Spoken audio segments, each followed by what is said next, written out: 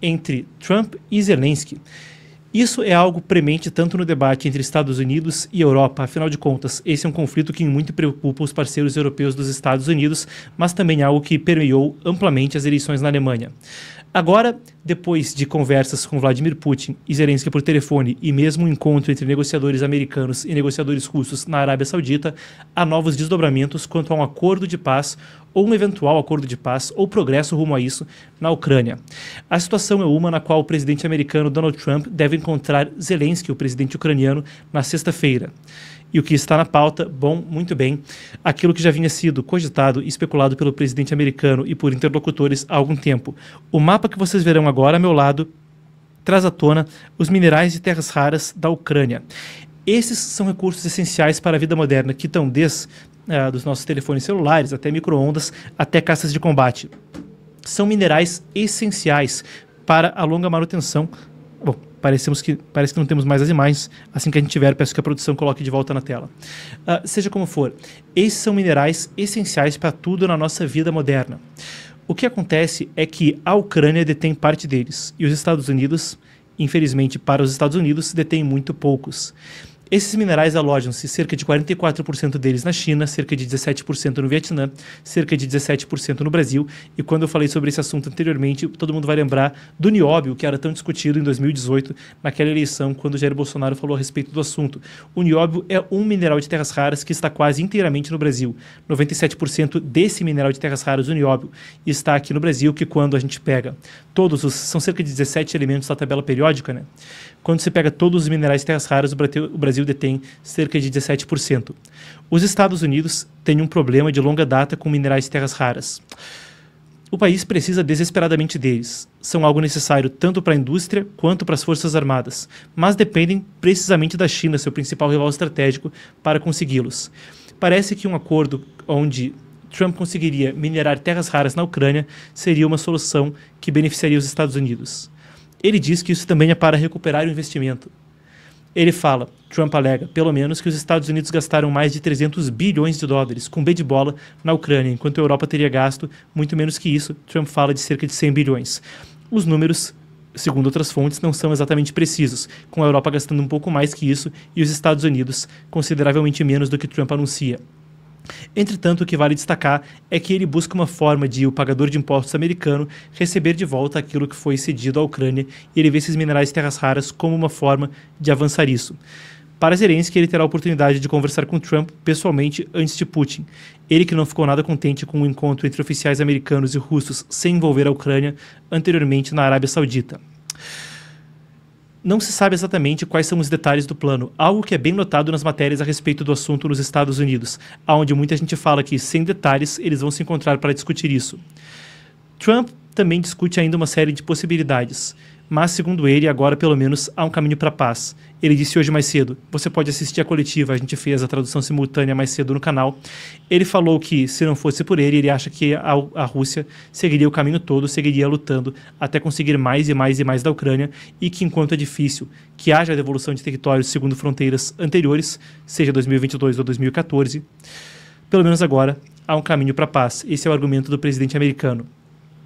Não se sabe exatamente como essa paz poderia aparecer e muito está em aberto ainda no estágio embrionário dos diálogos de paz. Mas o que é fato é que, com esse acordo de minerais e terras raras, Trump deu a entender algumas coisas. Primeiro, depois que houvesse um acordo, ele disse que é possível que houvesse missões de manutenção de paz europeias no solo na Ucrânia. Então, soldados que estariam ali não para combater, mas depois de um acordo, para manter uma paz que fosse acordada. Ele fala ainda que enquanto os Estados Unidos, provavelmente, para não dizer que certamente não terá tropas ali, é possível que com um acordo para minerais e terras raras serem, enfim, extraídos pelos Estados Unidos, o que se fosse ver ali fossem empresas americanas com trabalhadores americanos trabalhando na extração de minerais. E só a presença deles ali, diz Trump, poderia ser em si mesma uma garantia de segurança. Mas, como todas as matérias alegam, os detalhes permanecem ainda uma incógnita. Abrindo mais o ângulo para a gente entender do outro lado da negociação o que acontece no momento, o ministro das Relações Exteriores da Rússia, Sergei Lavrov, está em turnê pelo Oriente Médio. Ele passou ontem pelo Irã e mais cedo por Doha, no Catar. Lavrov tem dado declarações ambíguas, que parecem contradizer parte do que vem dos lados ucraniano e americano, conforme as negociações se desdobram. Lavrov, para quem vai lembrar bem, ele esteve aqui no G20 no Brasil. Como Putin não pode vir ao Brasil devido ao mandado de prisão do Tribunal Penal Internacional, o que aconteceu foi que o próprio Lavrov esteve por aqui. É aquele ministro das Relações Exteriores da Rússia que passou para cá. Em Doha, no Catar, ele falou hoje mais cedo, ele deu uma acusação de Boris Johnson de travar um acordo de paz anteriormente em 2022. Ele afirmou que Rússia e Ucrânia tinham um acordo de paz, mas Boris Johnson, o primeiro-ministro britânico, bloqueou esse acordo ao visitar Kiev. Vocês vão lembrar, em 2022 houve tratativas anteriormente em Istambul. Ele passou então pelo Irã, passa agora por Doha, no Catar, dois países que, outra pauta, e a gente vai abordar ela amanhã, têm profundos laços também com organizações terroristas, incluindo o Hamas, e são parte de um outro conflito, aquele configurado no Oriente Médio. É assunto para a gente discutir amanhã. Amanhã, quando também esse mesmo Sergei Lavrov estará na Turquia. O presidente Recep Tayyip Erdogan falava sobre como a Turquia seria um bom lugar para conversas de paz da última vez que a gente tratou desse tema, e negociadores americanos e russos também devem se reunir lá amanhã.